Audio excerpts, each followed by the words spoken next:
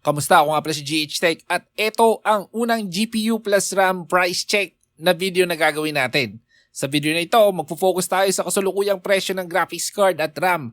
Simple lang ang goal natin sa video na ito.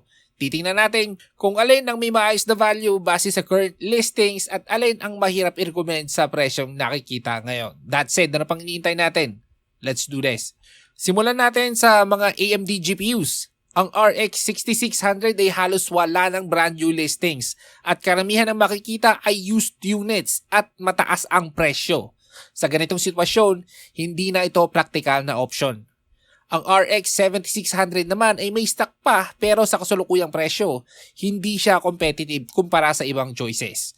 Ang RX 7700 XT at RX 7800 XT ay halos hindi na rin available brand new, kaya hindi na realistic para sa bagong build. Pagdating sa RX 9060 XT, may 8GB at 16GB variant. Ang 8GB ay nasa paligid ng 21,000 pesos, habang ang 16GB ay nasa paligid ng 25,000 pesos.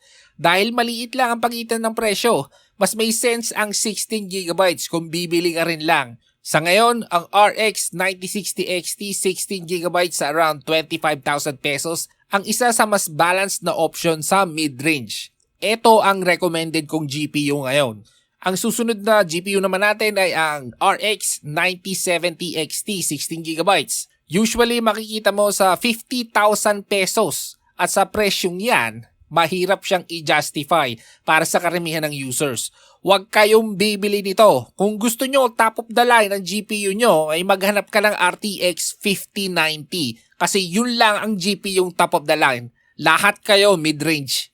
Sa Intel side naman, ang Arc B580 12GB ay nasa paligid ng 20,000 pesos. May mga panahon na nasa 15,000 pesos ito pero sa current pricing, mahirap siyang i-recommend. Mas improve na ang drivers kumpara dati pero bago pa rin ang Intel pagdating sa mga discrete GPU. Ngayon, option siya kung gusto mong mag-try pero may uncertainty pa rin sa long-term direction ng kanilang GPU lineup. So, ikaw ang bahala. Hindi ko to rekomendado ngayon. Sa Nvidia side, ang RTX 3060 12GB ay nasa 18,300 pesos ngayon. Baka wala na to pag tinignan mo. Mas mahal siya kumpara sa presyo nito nung mga nakaraang buwan. Naalala nyo dati, makukuha natin siya 16,500 pesos lang, di ba? Pero ngayon nag-iba na, tinaas na nila. Sa ganitong galaw, hindi na siya kasing attractive gaya ng dati.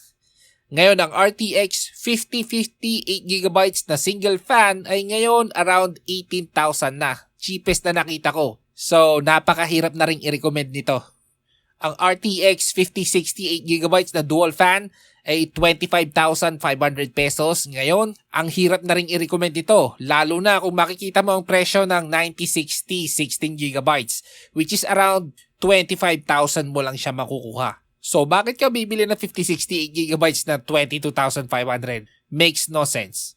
Ngayon, ang RTX 5060 Ti 16GB ay makikita sa around 31,500 pesos. Para sa gaming lang, may mas cost-efficient na option katulad ng sinabi ko, RX 9060 XT 16GB around 25,000 pesos. Pero, kung ang goal mo ay mag-aral ng AI at basic large language model, mas straightforward gamitin ang Nvidia dahil sa mas malawak na software support. Hindi ibig sabihin na hindi kaya ng AMD. Pero sa ngayon, mas widely supported ang Nvidia ecosystem para sa mga ganitong klaseng use case.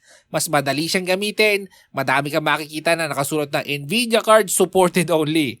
So ayun, kung may bala kang mag-aral ng AI, pwede tong RTX 5060 Ti 16GB. Ngayon, punta naman tayo sa RAM.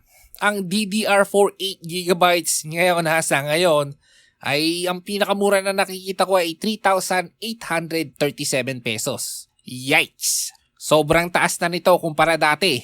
Ang tip ko sa inyo ay mag-try kayong bumili sa secondary market tulad ng Facebook Marketplace. Pero may risk talaga sa used components kaya ikaw ang bahala dyan, ikaw ang manigurado kung nagana o hindi. At sabihin ko lang sa inyo ha, may mga reports na din na unti-unti nang ipine-phase out ang DDR4 production by mid-2026.